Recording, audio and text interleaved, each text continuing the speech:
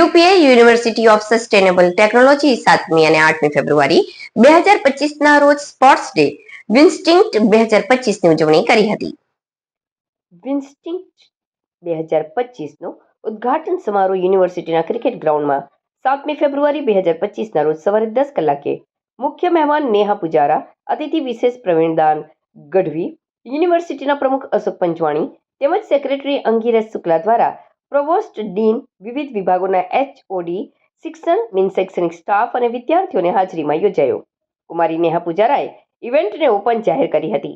Sprint 100 metre, 400 metre relay, shot put ball, disc throw, table tennis, badminton, basketball, cricket, volleyball, carrom, box cricket, છોકરીઓ માટે chess, tug of war, football, લાંબી કૂદ અને કબડ્ડીને સહિત કુલ 29 રમતગમતની ઇવેન્ટનો આ વિન્સ્ટિંક્ટ 2025માં સમાવેશ કરવામાં આવ્યો હતો.